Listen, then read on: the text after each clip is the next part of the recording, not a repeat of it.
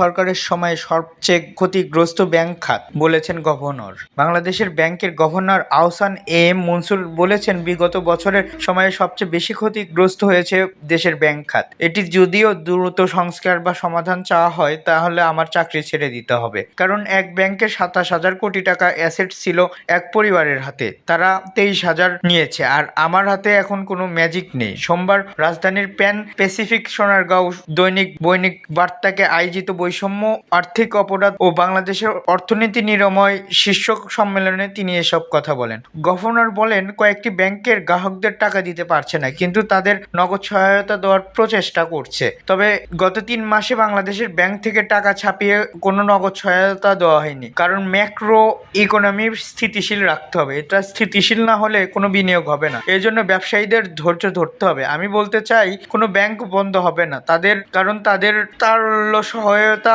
দেওয়া হচ্ছে বলেন গভর্নর। তিনি বলেন, আমাদের উদ্দেশ্য যারা ব্যাংক থেকে টাকা মেরেছেন তারা যেন ব্যাংকের সঙ্গে টাকা ফেরত দেন। যারা বাইরে চলে গেছেন টাকা নিয়ে, সেই সব কিভাবে আইন ফেরত আনা যাবে সেই চেষ্টা চলছে। অর্থ পাচার নিয়ে বাংলাদেশের গভর্নর বলেন, দুর্বৃত্তায়নের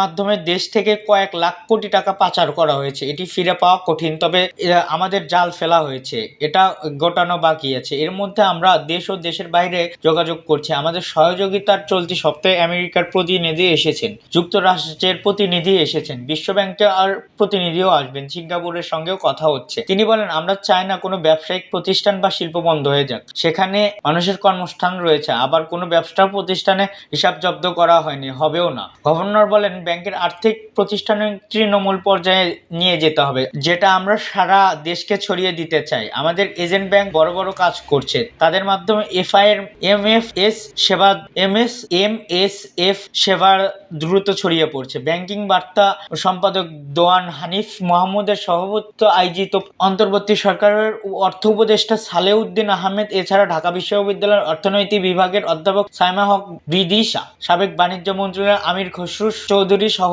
সাবেক তত্ত্বাবধায়ক, সাবেক বাণিজ্য উপদেষ্টা হোসেন জিল্লুর রহমান, এশিয়ান ডেভেলপমেন্ট ব্যাংকের ক্লায়েন্টি ডিরেক্টর হেন উইন জিওং উপস্থিত ছিলেন। এতক্ষণ আমাদের সাথে থাকার জন্য ধন্যবাদ। পরবর্তী আপডেট পেতে আমাদের চ্যানেলটি সাবস্ক্রাইব করে পাশে থাকা বেল আইকনটি বাজিয়ে রাখুন।